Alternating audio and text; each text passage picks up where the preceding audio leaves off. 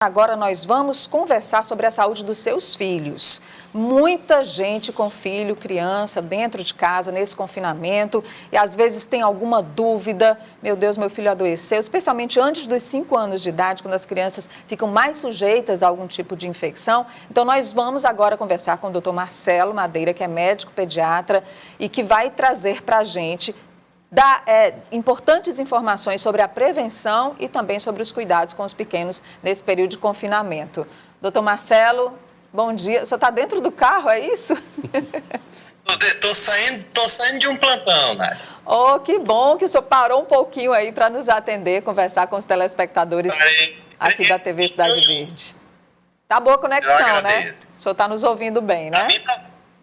Doutor Marcelo, é realmente nessa faixa etária até os 5 anos em que as crianças estão mais propícias à infecção e agora que elas estão confinadas em isolamento, essa barreira de proteção aumenta sobre elas?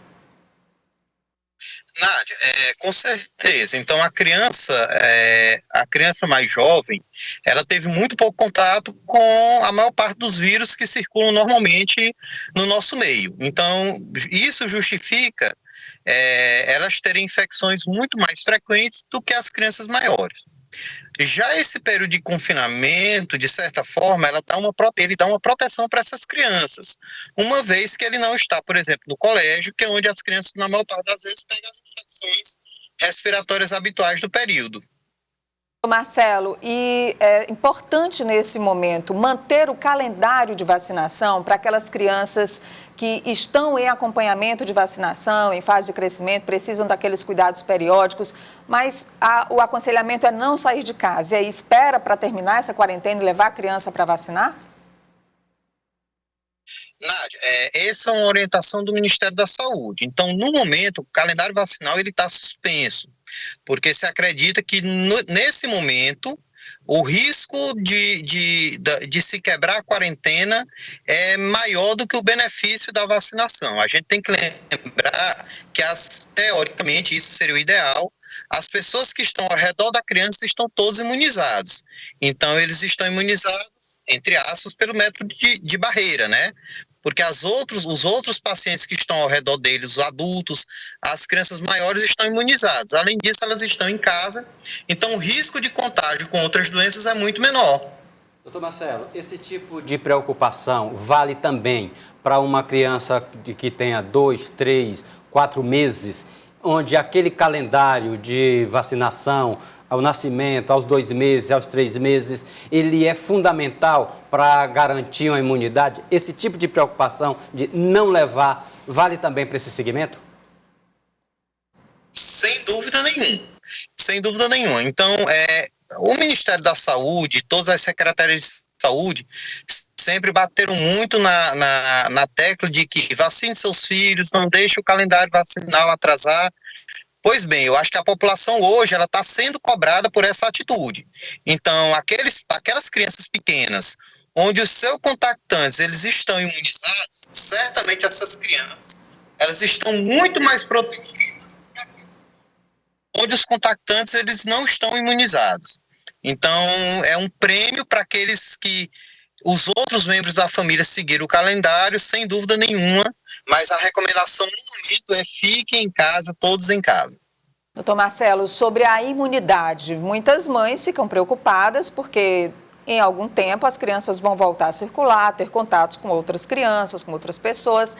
Nesse período, pode-se administrar, e aí em conversa com os seus médicos, agora também que a telemedicina está aprovada, as teleconsultas podem acontecer, até mesmo aquelas de rotina, né, já podem acontecer com autorização dos planos de saúde, para quem tem, mas para quem não tem também, hoje a gente fala com um público muito grande, há alguma forma, algum conselho que o senhor possa dar de como reforçar a imunidade das crianças? Nádia, no momento, assim, não há nada comprovado que a suplementação de vitaminas, elas têm alguma efetividade, tá certo?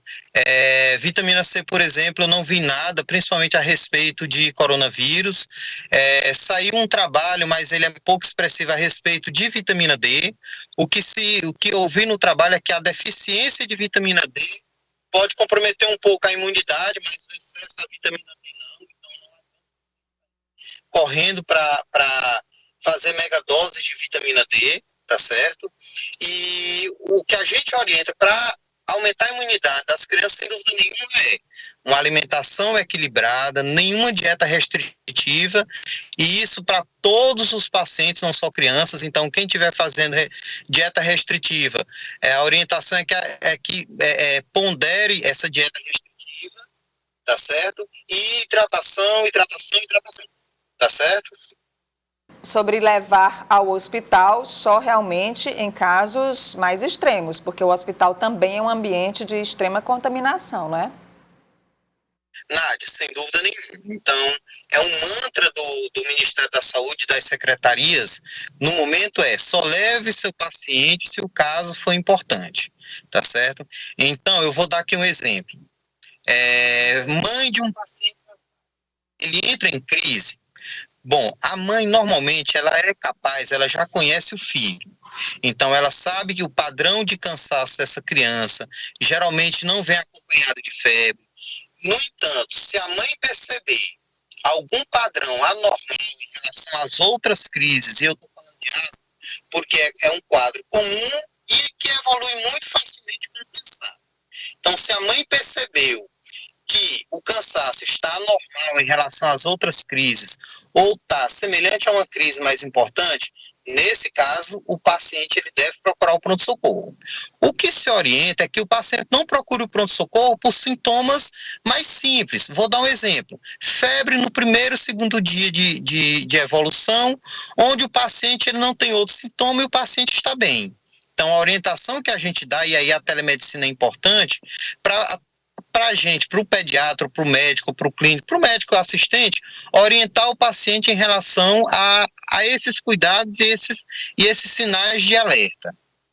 Queria agradecer ao Dr. Marcelo Madeira, que é médico pediatra, trazendo hoje muita luz sobre muitas dúvidas das mães nesse período do confinamento, mesmo dentro do carro, saindo do plantão, que a tecnologia faz, né? Nos aproxima em todos esses momentos. Saúde, doutor Marcelo, para o senhor que é um profissional que também está aí nessa linha de frente, viu? Se cuide e cuide aí de muitas crianças que estão precisando do senhor. Aliás, só para encerrar de fato agora aqui a nossa entrevista, porque o doutor Marcelo também é cardiopediatra, né? Então nós temos muitas crianças com cardiopatia. Essas crianças nesse momento precisam de um cuidado diferenciado, doutor Marcelo? Nádia, sem dúvida nenhuma. Então, fora os idosos, o maior grupo de risco, a maior comorbidade isolada para infecção pela Covid é a cardiopatia, tá certo? Isso no adulto ele está bem estabelecido.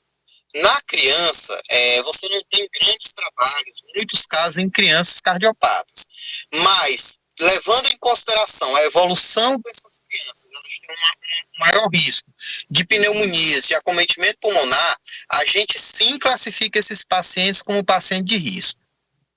Tá certo, doutor Marcelo. Obrigada, viu? Bom dia para o senhor. Até a próxima, se Deus quiser. Boa entrevista. Eu agradeço a todos. Obrigado. Obrigada.